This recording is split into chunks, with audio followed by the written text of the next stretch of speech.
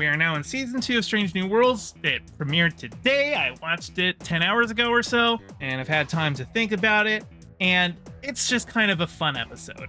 Captain Pike has like left Spock in command of the Enterprise because number one, the first officer, she's been arrested for being an Illyrian. They're a species that genetically modifies themselves, and that's illegal to do in the Federation. And she lied about being an Illyrian when she joined Starfleet, and so she's in prison right now awaiting a court-martial. And so Pike goes off to, like, I think find an advocate for her. So he's like, I'm gonna be gone for like 3 days, Spock, you're in command, but the ship's in space dock, so you're totally fine. Nothing's gonna happen. But as soon as Pike leaves, they get a message from Laan Noonien Singh, who's their chief of security, but she took a leave of absence in the first season to help that little girl from the ship that the Gorn attacked, help her find her family. And she does that, but it's on a planet that it's a dilithium mining colony that by treaty is shared by the Klingons and the Federation. Like every 30 days, the Klingons move out and the Federation takes over, and then, you know, they swap back and forth. And because right now the Klingons are in rotation, if the Federation shows up there, it could be considered a violation of the treaty and a declaration of war. But Laan has warned them that they need to come because she has found out that the mining company that operates there, which is made up of both Klingons and Federation people, they were able to make a lot more money selling dilithium during the war. And so they're trying to reignite the war by doing a false flag operation. Like, they have been building up like an old Starfleet vessel and like to try to launch it to trick the Klingons into thinking that the Federation is here. And so the Enterprise has to go off and like deal with that. And one of my favorite things about this episode, I don't want to go too much into all of the details. It just came out, you know, I don't want to spoil too much about it other than to talk about the Klingons. Because in Star Trek Discovery, they changed how the Klingons look. Here's a good example, because here you see Worf, Klingon from the Next Generation, looks like a human, but with like a little turtle shell on his head. And then here you've got the redesign in Star Trek Discovery. And let's get some other pictures of that so you can see. And pretty much everyone hated this redesign.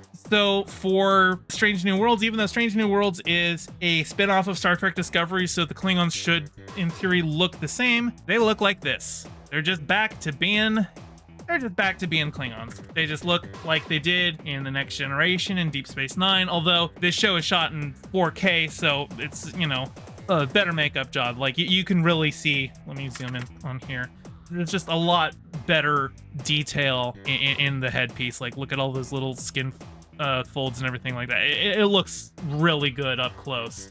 The makeup artists did a phenomenal job there. So I'm glad that the Klingons are back to being the Klingons. So happy. It's great. Let's all just pretend that the season 1 Star Trek Discovery Klingons just didn't happen. Look at this picture. This is actually a good example of what I want to talk about, because they actually did even like a slight redesign of the Klingons in season 2 of Star Trek Discovery. Notice she's got hair here now.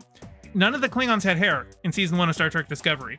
And that's not a minor choice to make, because like Klingon hair, it's not just like an aesthetic thing. It's like, oh, we decided they're aliens, they shouldn't have hair. It's a symbol of Klingon virility and strength. Like, it's baked into their lore. The Batleth, that giant like double-ended blade that they use as a weapon, the first Batleth in Klingon myth was forged when Kahless the Immortal dipped a lock of his hair in a volcano. So to go from that to, oh yeah, no, Klingons don't have hair, it's like, you're messing with some pretty established lore. You're messing with some like kind of vital character of the species. And so in season 2, they made a thing, they had like a line where it's like, oh, now that the war is over, the Klingon High Council has decreed that we can grow our hair again. Which is like, okay, we get it. You're doing a retcon, but throw in a line to explain it. But now they're not even bothering. They're like, no. Klingons, they just look like this now. They look like they should have from the beginning. Of course, I say from the beginning, even though in the original series, they looked like this dude. Just kind of cast white guys and paint them in brown face. I do think that giving them the bumpy foreheads is a better choice than this. So I'm happy with that. It's a great classic design, still looks good, and that's something that they like had already kind of dealt with, because in Picard season 3 they brought Worf back, and obviously they didn't change Worf to look like the Discovery Klingons. He just looked like he did in their Next Generation, except with a higher quality forehead piece, because he's not being shot for standard definition TV in the 80s. He's being shot for 4K TV now. I can't sing enough praises about the makeup job that Star Trek does. Like, all of their aliens nowadays look so good. Like, even like the Klingon redesign, like, I don't like it for the Klingons, but it's not a bad design for an alien species. Like, if they had these be the villains in Discovery and they weren't the Klingons, they were another alien race, it's a fine design. But this is Klingons. They're the most known alien race from Star Trek. Everyone knows what a Klingon is. So don't mess too much with the formula. This is a Klingon. Another thing to go back on, Una Chin Riley, she is the first officer. I didn't talk too much about her in my season 1 thing, but her main character arc is that she's an Illyrian. They're a species that all genetically modify themselves, but because of the Federation's history with genetic modification leading to the eugenics wars on Earth, in which like 600 million people died, Federation just has a blanket ban on genetic modifications. But for the Illyrians, they don't genetically modify themselves to become like a superior being. They do it to adapt to their environments. They do it to seek harmony with wherever they go. Instead of changing the world to adapt to them, they change themselves to adapt to wherever it is that they're living. And so I'm curious to see where Star Trek goes with this, because the ban on genetic modification is still a ban in effect in the 24th century, which is when TNG and Deep Space Nine take place.